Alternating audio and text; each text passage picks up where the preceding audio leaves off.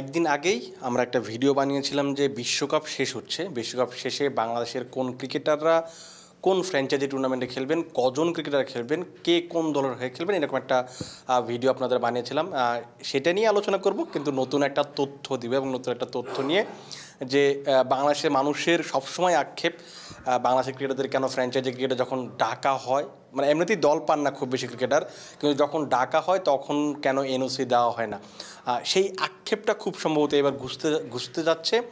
কারণ হচ্ছে যে ক্রিকেটাররা যে তিনটা ফ্র্যাঞ্চাইজি টুর্নামেন্টে দল পেয়েছেন তাদের প্রত্যেককেই এনওসি দেওয়া হচ্ছে বিসিবির পক্ষ থেকে। যেহেতু আফগানিস্তানের একটা সিরিজ ছিল জুলাইয়ের শেষ দিকে বা 19 তারিখের দিক থেকে খুব সম্ভবত ভারতের নয়দায়, সেই সিরিজটা যেহেতু স্থগিত হয়ে গেছে বিসিবির চাওয়াতে, কারণ বিসিবি চাচ্ছিল যে ওই সময় যেহেতু কন্ডিশনের একটা ইস্যুস আছে এবং যেহেতু এশিয়ার যে অঞ্চলটা, এশিয়াতে এই সময়টাতে জুন থেকে সেপ্টেম্বর পর্যন্ত বর্ষাকাল থেকে বৃষ্টিপাত হয়, এবং যেহেতু বাংলাদেশে আপনার কিছু ক্যাম্প ছিল টাইগার্সের, এই সব কিছু মিলিয়ে বিসিবি আসলে অনুরোধ করে আফগানিস্তান ক্রিকেট বোর্ডের কাছে যে এই সিরিজটা আবার স্থগিত করা যায় কিনা। শেষ পর্যন্ত কিন্তু বিসিবির অনুরোধ আফগানিস্তান ক্রিকেট বোর্ড রেখেছে এবং এইটা আসলে স্থগিত হয়েছে। এবং যেহেতু স্থগিত হয়ে গেছে, আগামী আগস্ট পর্যন্ত, মানে পাকিস্তান সফরের আগ পর্যন্ত বাংলাদেশকে ইন্টারন্যাশনাল ক্রিকেট খেলতে হবে না। অর্থাৎ খুব সম্ভবত আগস্টের মাঝামাঝি বা তৃতীয় সপ্তাহে বাংলাদেশ পাকিস্তান সফরে যাবে দুটো টেস্ট খেলার জন্য। তার আগে কিন্তু বাংলাদেশ প্রায় 1 থেকে 1.5 মাস সময় পাচ্ছে, যেখানে ক্রিকেটারদের খুব বেশি কিছু করতে হচ্ছে না। এর আগে একটা ক্যাম্প শুরু হবে 19 জুলাইয়ের পরে চট্টগ্রাম এবং সিলেটে। ওইখানে 4 দিনের ম্যাচ হওয়ার কথা, আন্তঃ স্কোয়াড ম্যাচ। সেখানে যারা অনেক ক্রিকেটারই যাবেন, যারা বিশেষ করে টেস্ট ফর্মেটে যারা আছেন।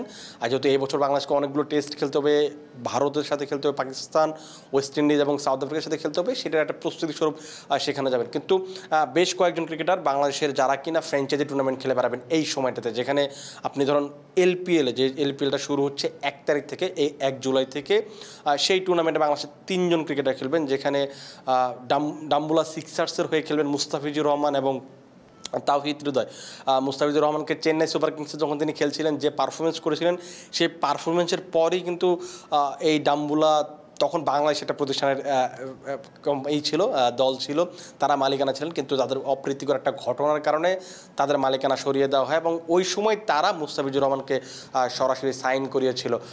ড্রাফটে বাংলাদেশের আর কাউকে তারা দলে নেয়নি, কিন্তু যখন নতুন মালিকানা এসেছে টি-20 বিশ্বকাপের খেলা দেখে, তাওহিদ হৃদয়ের পারফরমেন্স দেখে, তাওহিদ হৃদয়কে জাস্ট 2 দিন আগে তারা নতুন করে সাইন করে। অর্থাৎ এই একই দলে বাংলাদেশের 2 জন ক্রিকেটার খেলবেন, যেখানে শ্রীলঙ্কার বেশ কয়েকজন তারকা ক্রিকেটার আছেন বা বিদেশি বেশ কয়েকজন ক্রিকেটার আছেন। যেখানে আপনি ধরেন কথা বলতে মোহাম্মদ নবীর কথা বলতে পারেন, বা শ্রীলঙ্কার দিলশান মাধুসঙ্গার কথা বলতে পারেন, নোয়ান থুসারার কথা বলতে পারেন। এই যে তারকা ক্রিকেটাররা এই দলে হয়ে খেলবেন এবং খুব সম্ভবত তাদের দলটা খুব ভালো একটা দল হয়েছে।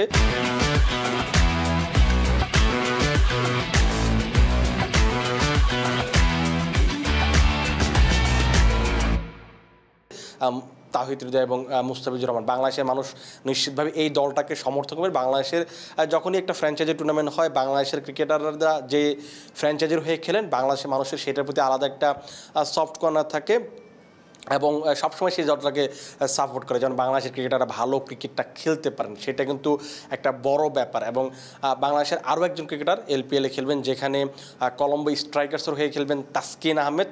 এই তাসকিন আহমেদকে আমরা খুব বেশি ফ্র্যাঞ্চাইজি ক্রিকেটে দেখার সুযোগ পাই না, কারণ হচ্ছে দেন একটা জিম আফটার একটা টুর্নামেন্ট হয়েছিল টি10, সেই টুর্নামেন্টে তিনি খেলেছিলেন, খুব ভালো করেছিলেন। তারপরে যখন, এটা অনেক দিন আগের কথা, তারপর 2022 সালে জুলাইয়ের দিকে যখন বাংলাদেশ সাউথ আফ্রিকা সফর ছিল, সেই সময় তাকে আইপিএল থেকে ডাকা হয়েছিল। লখনৌ সুপার জায়ান্টসের ওই সময় মেন্টর ছিলেন গৌতম গম্ভীর, তিনি নিজে ফোন করেছিলেন যে তাসকিন আহমেদকে যেন লখনৌ সুপার জায়ান্টসের হয়ে ছাড়া হয়, কিন্তু ওই সময় বিসিবি তাকে 1 মাসের বেশি এনওসি দিতে রাজি হচ্ছিলেন না, যে কারণে তারা আসলে শেষ পর্যন্ত তাসকিনকে সাইন করেনি। কারণ তাদের এমন একজন পেসার দরকার ছিল, এমন একজন বোলার দরকার ছিল যে কিনা পুরো টুর্নামেন্ট জুড়ে খেলতে পারবেন। যেহেতু তাসকিন ওই সময় জাতীয় দলের খেলাকে বেশি প্রাধান্য দিয়েছেন, বিসিবিও এনওসি দিতে আসলে খুব বেশি ইচ্ছুক ছিল, এটা আসলে মনে হয় বলার সুযোগটা খুবই কম, সেই কারণে কিন্তু এই সময় দল পায়নি। কিন্তু এইবার এই ক্ষেত্রে এবং এই যে লাস্ট যে আইপিএলটা হলো, সেখানেও কিন্তু তাকে নেওয়ার জন্য বেশ কয়েকটা দল আগ্রহ প্রকাশ করেছিল। ড্রাফটের আগে তাকে বা নিলামের আগে তাকে বলেছিল যে তার নামটা থাকবে কিনা, কিন্তু নিলামে তার নামটাই দেওয়া হয়নি। কারণ যেহেতু টি-20 বিশ্বকাপ ছিল, বিশ্বকাপ আগে তার ওয়ার্কলোড ম্যানেজমেন্টের কথা ভেবে শরীফুল এবং তার নামটা সরিয়ে নেওয়া হয়। এই কারণে কিন্তু আইপিএলে তাকে মানে আগ্রহ থাকার পর আইপিএলে তিনি খেলতে পারেন। এইবার অবশ্য তাসকিনের সঙ্গে এই ব্যাপারটা ঘটছে না। তিনি নিশ্চিতভাবেই আরও একটা ফ্র্যাঞ্চাইজি টুর্নামেন্ট খেলার সুযোগ পাচ্ছেন এলপিএলে, লঙ্কা প্রিমিয়ার লিগে। সেখানে তিনি খেলবেন কলম্বো স্ট্রাইকার্স হয়ে। সেই দলটাতে বেশ কয়েকজন তারকা ক্রিকেটার আছেন, তার মাঝে আপনি হয়তো বলতে পারেন যে শাদাব খানের কথা বিশেষ করে বলতে পারেন। পাকিস্তানের অলরাউন্ডার, পিএসএলে ভালো ক্রিকেট খেলেন, জাতীয় দলের হয়তো সাম্প্রতিক সময়ে ভালো দল যাচ্ছে না। এখানে আপনি শ্রীলঙ্কার সবচেয়ে বড় যে তারকা বলতে পারেন সেটা হচ্ছে মাথিসা পাথিরানা। তার সঙ্গে একটা বড় জুটি আমরা হয়তো দেখব। দুজনের যে পেস ভেরিয়েশন, দুজনের যে পেস বোলিং, একেবারে এখনকার টপ কয়েকজন পেসারের মাঝে এই দুজনের নাম নিশ্চিতভাবেই থাকবে, তাসকিন এবং মাথিসা পাথিরানা। তাদের দুজনকে আমরা জুটি বেঁধে একসঙ্গে বোলিং করতে হয়তো দেখতে পাবো। আমরা এরকম একটা জুটি দেখেছিলাম আইপিএলে, যখন চেন্নাই সুপার কিংসের হয়ে মুস্তাফিজুর রহমান খেলেছিলেন। তার সঙ্গে দারুণ একটা বন্ধুত্ব হয়েছিল মাথিসা পাথিরানার। এবার হয়তো আমরা সেই বন্ধুত্বটা তাসকিনের সঙ্গে দেখব। বাংলাদেশের মানুষও হয়তো, বাংলাদেশের সমর্থকরা হয়তো এই জুটিটা দেখার জন্য মুখিয়ে আছেন। এই তো গেলে এলপিএলের গল্প। এরপর 5 তারিখ থেকে 5 জুলাই থেকে শুরু হচ্ছে মেজর লিগ ক্রিকেট। আপনারা হয়তো মেজর লিগ ফুটবল শুনে অভ্যস্ত, যারা মেসি ভক্ত, আর্জেন্টাইন ভক্ত। মেসির জন্য হয়তো আপনার ইন্টার মায়ামি কিংবা এই যে মেজর লিগ সকার, ফুটবল যাই বলেন না কেন, এইসব শুনে অভ্যস্ত। কিন্তু মেজর লিগ ক্রিকেটও হয় যুক্তরাষ্ট্রে, সেটার এবারে দ্বিতীয় মৌসুম বসতে যাচ্ছে এবং এই মৌসুমে বাংলাদেশের একমাত্র ক্রিকেটার হিসেবে খেলবেন Shakib Al Hasan. Los Angeles Knight Riders, তার নাইট রাইডার্স নামটাই যখন আপনি বলবেন তখন সাকিবের নামটা অবশ্যই ভেসে আসবে। কারণ সাকিব আল হাসান কলকাতা নাইট রাইডার্সের হয়ে 2টো শিরোপা জিতেছেন 2012 এবং 2014 সালে, এবং তাদের সঙ্গে তার বন্ডিংটা খুবই ভালো। এই কারণে হয়তো গত মৌসুমে মানে তার লাস্ট টাইম যখন তাকে দলে নিয়েছিল ওই সময় তিনি পুরো মৌসুম খেলতে পারবেন না, এই জন্য কলকাতার পক্ষ থেকে অনুরোধ করা হয়েছিল যে সাকিব যদি নিজের নামটা সরিয়ে নেয় সেই ক্ষেত্রে তারা একটা ভালো ক্রিকেটার বা অন্য একজন ক্রিকেটার নিতে পারো যিনি ফুল সিজনের জন্য অ্যাভেলেবেল থাকবেন। সাকিব কিন্তু সেই সময় তাদের অনুরোধ রেখেছিল, নিজের নামটা সরিয়ে নিয়েছিল। এই সময় সাকিবের জায়গায় খেলেছিল জেসন রয়। তো সাকিবের সঙ্গে যে ওই বন্ডিংটা ছিল, এবং সাকিব যে বাংলাদেশের ক্রিকেটের যে ধরনের পারফরমেন্স বা অন্যান্য কলকাতার হয়ে যে ধরনের পারফর্ম করেছেন, বিশেষ করে বল হাতে, তেমন পারফরমেন্সের পর দল পাওয়াটা অনুমেয় ছিল। এবং কলকাতার সঙ্গে আবার পুরনো একটা বন্ধুত্ব যেহেতু আছে, তারাই দল নিয়েছে। এবং আমরা আরও একবার নাইট রাইডার্স ফ্যামিলিতে সাকিব আল হাসানকে দেখবো। ওরকম একটা আবার হয়তো সাকিবকে নাইট রাইডার্সের জার্সিতে শিরোপা জিততে দেখবো। মানুষ হয়তো সবাই এইভাবে দেখতে চাইবে। 5 তারিখে সেই টুর্নামেন্টটা শুরু হচ্ছে। একমাত্র বাংলাদেশের প্রতিনিধি সাকিব আল হাসান থাকছেন, অন্তত একজন তো অবশ্যই থাকছেন। আর একটা টুর্নামেন্ট হবে এই জুলাই শেষ দিকে 25 তারিখের দিকে শুরু হবে খুব সম্ভবত, কানাডার গ্লোবাল টি20। এই টুর্নামেন্টও আপনাদের কাছে বেশ চেনা জানা, কারণ গত মৌসুমে বাংলাদেশ থেকে 2জন ক্রিকেটার খেলেছিলেন, সাকিব আল হাসান এবং লিটন দাস। মন্ট্রিয়াল টাইগার্সের হয়ে খেলেছিলেন সাকিব আল হাসান এবং সারেজ জাগার্সের হয়ে খেলেছিলেন লিটন দাস।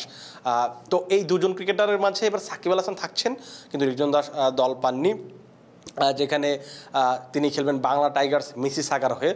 বাংলা টাইগার্স নামটা বাংলাদেশের জন্য বেশ পরিচিত নাম। টি10 ক্রিকেটে যারা দেখেন তাদের বেশ জনপ্রিয় নাম, যেহেতু বাংলাদেশি প্রতিষ্ঠান বা বাংলাদেশি কোম্পানির মালিকানাধীন বাংলাদেশি ফ্র্যাঞ্চাইজি, এই নামটা বেশ ভালোভাবে চেনা জানা। সাকিব আল হাসান গত মৌসুমে বাংলাদেশ টাইগার্সের আইকন ক্রিকেটার ছিলেন, তিনি টি10-এ খেলেছিলেন। যেহেতু ওই দলটাই কানাডা টি20 লিগে নিজেদের ফ্র্যাঞ্চাইজি কিনেছে, দল নিয়েছে, সেই কারণে সাকিবকে নিশ্চিতভাবে তারা চেয়েছে যে সাকিবের ব্র্যান্ডিং, সাকিবের ক্রিকেট মেধাটা তারা কাজে লাগাতে চেয়েছে, আর সেটার কারণে সাকিবকে তারা নিশ্চিতভাবে সাইন করেছে। সেই দলে কিন্তু আরও একজন ক্রিকেটার আছেন শরীফুল ইসলাম, তাকেও গত আইপিএলে নামটা সরিয়ে নেওয়া হয়। তিনি গত আইপিএলে নাম দিলে হয়তো দল পেতেন। অনেক পেসারের থেকেই খুব ভালো ফর্মে ছিলেন, ভালো সময় কাটিয়েছেন।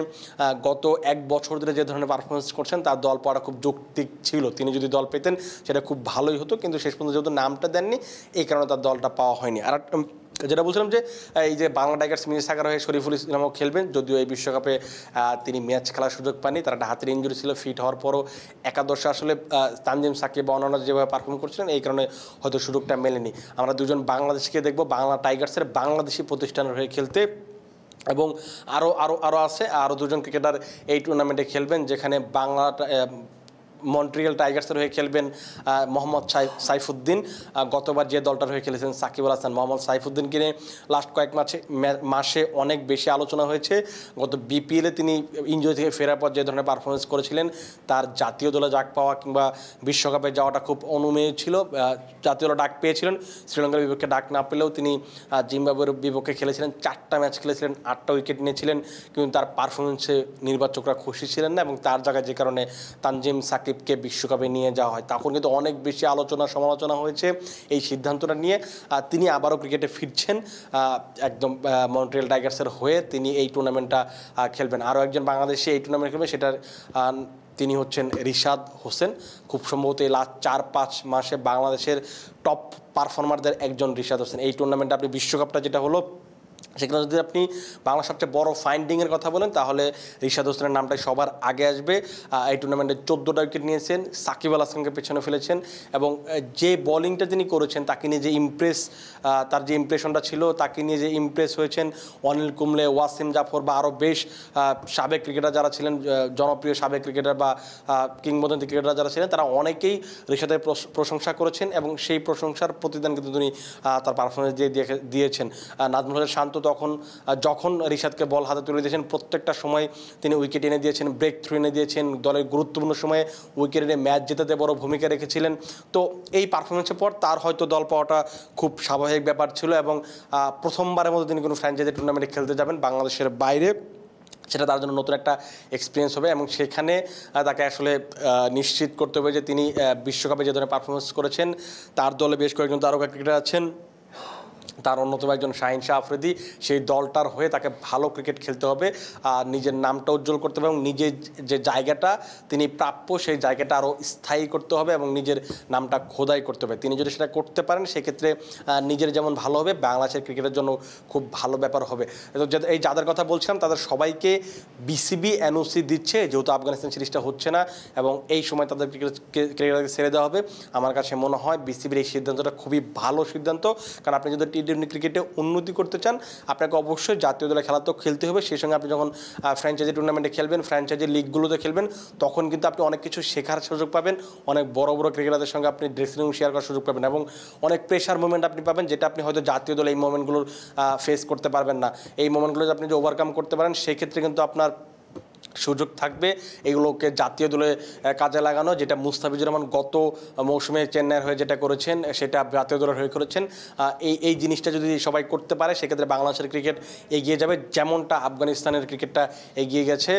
এখন দেখা যাক যে টুর্নামেন্টগুলো শুরু হবে, সেই টুর্নামেন্টগুলোর বা ক্রিকেটাররা যে লিগগুলোতে খেলবেন, যে দলগুলোতে খেলবেন, আমরা চেষ্টা করব প্রত্যেকটা ম্যাচের আপডেট আপনাদেরকে সবার আগে জানানোর জন্য এবং এই তথ্যগুলো জানার জন্য, এই ম্যাচের আপডেটগুলো জানার জন্য, বাংলাদেশের ক্রিকেটারদের পারফরমেন্স আপনাকে জানার জন্য অবশ্যই চোখ রাখতে হবে ক্রিকফেঞ্জির ইউটিউব, ফেসবুক কিংবা ওয়েবসাইট, টুইটার, যেখানে মানে প্রত্যেকটা সামাজিক যোগাযোগ মাধ্যমে আপনি নজর রাখতে পারেন, তাহলে আপনি সবার আগে সবশেষ ক্রিকেটের খবরগুলো পেয়ে যাবেন। আপাতত আপনারা ভালো থাকুন, সুস্থ থাকুন এবং ক্রিকফেঞ্জির সাথেই থাকুন।